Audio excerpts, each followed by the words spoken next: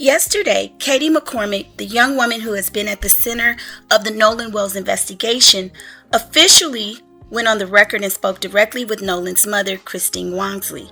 We're going to talk about one key piece of evidence Katie has that no one is talking about.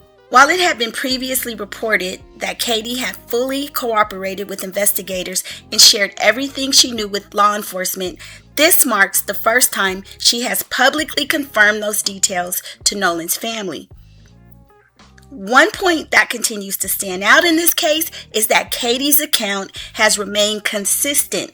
According to those following the investigation, her version of events has not changed from the beginning. By contrast, scrutiny has continued to focus on the group of friends who were with Nolan that day.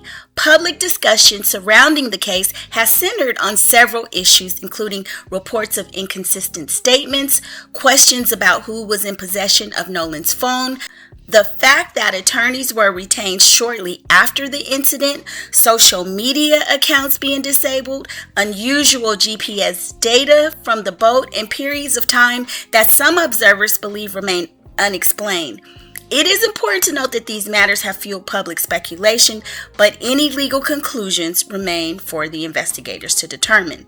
According to Katie's account, she and Nolan spoke before they went their separate ways. She said Nolan told her he was heading back to the boat to meet up with his friends. Katie explained that she assumed he returned to the boat based on what he told her, although she did not actually witness him getting back on the boat. So that's a major detail right there. That detail may seem straightforward, but it raises what could become one of the most significant unanswered questions in the investigation. Did Nolan actually return to the boat?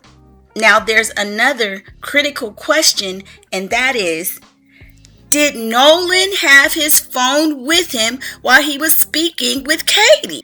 If Katie can confirm that Nolan had his phone during that conversation, it could become an important piece of evidence in establishing the timeline of his final movements.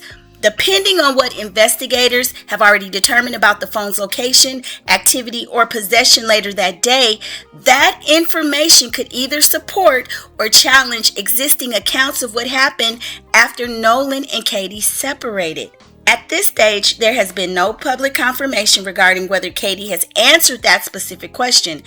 However, if she is able to establish whether Nolan was carrying his phone during their conversation, it could prove to be a significant factual detail for investigators as they continue reconstructing the events leading up to his disappearance.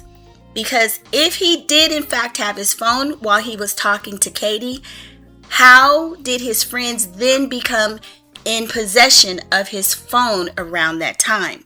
As with every aspect of this case, investigators, not public opinion, will ultimately determine the significance of that evidence.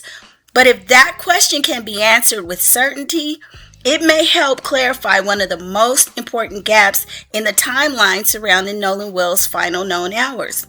Okay, you guys, let me know what you think about this. If Katie saw Nolan with his phone, does that raise further suspicion about his friends? You guys jump in the comments and let me know your thoughts, and I'll see you on the next video. Bye.